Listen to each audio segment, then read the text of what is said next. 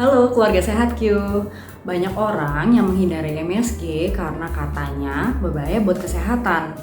Saya Dr. Anandika Pawitri hari ini akan membahas mengenai mitos atau fakta apakah MSG memang berbahaya untuk kesehatan.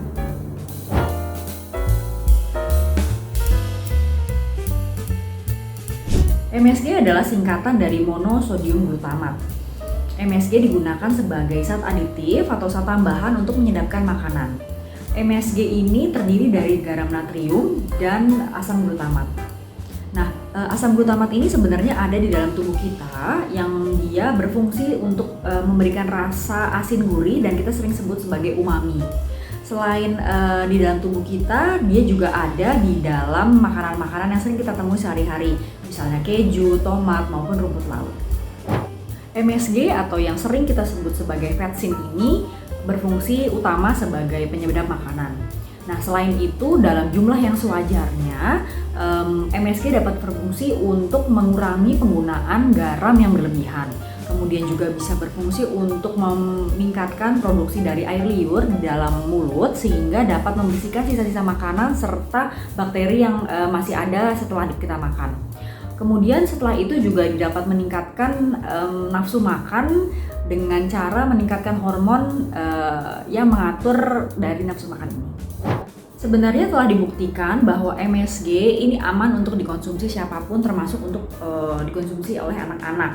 Nah, dulu memang santer terdengar mengenai yang namanya Chinese Restaurant Syndrome. Itu adalah ketika banyak makan Chinese food yang dulu disangkakan banyak menggunakan vetsin ini, lalu muncul rasa seperti kebas di lidah atau di leher, kemudian rasa pusing ataupun rasa mual.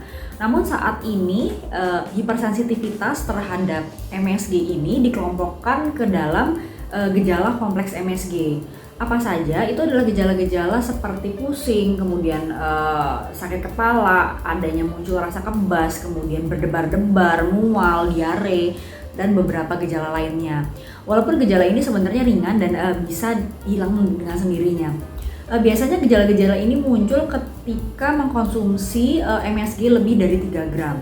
Namun memang sampai saat ini para peneliti belum menemukan hubungannya apakah gejala-gejala ini memang benar-benar disebabkan oleh vetsin.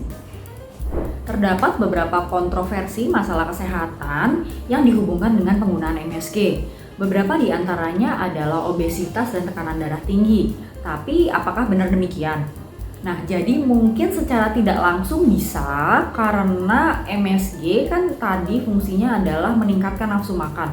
Jadi karena makannya banyak, maka timbul masalah kesehatan lain seperti obesitas maupun tekanan darah tinggi yang ditimbulkan akibat makan yang banyak tersebut. Namun secara langsung itu tidak ada hubungannya. Nah, kemudian sering pula kita dengar bahwa MSG ini dapat menyebabkan otak jadi bodoh atau adanya kerusakan otak. Namun hal ini tidak dapat dibuktikan karena pada manusia terutama karena penelitiannya itu adalah pada mencit atau pada tikus. Nah, kemudian masalah kesehatan lain yang juga disebutkan adalah asma ataupun kanker. Namun para dokter dan peneliti juga tidak dapat membuktikan hal ini langsung berhubungan dengan MSG. Jadi boleh nggak nih kita menggunakan MSG sebagai penyedap makanan?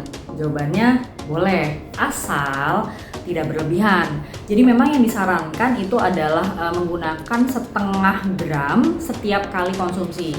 Nah, jadi untuk dalam satu hari itu disarankan itu sekitar 4-6 gram. Itu kalau dikonversikan adalah 1 sendok teh saja. Jadi penggunaan MSG tidak boleh berlebihan walaupun bisa kita gunakan.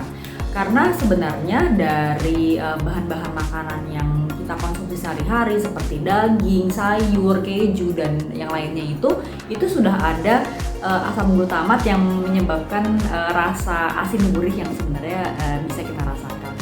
Jadi demikian ya, jangan berlebihan.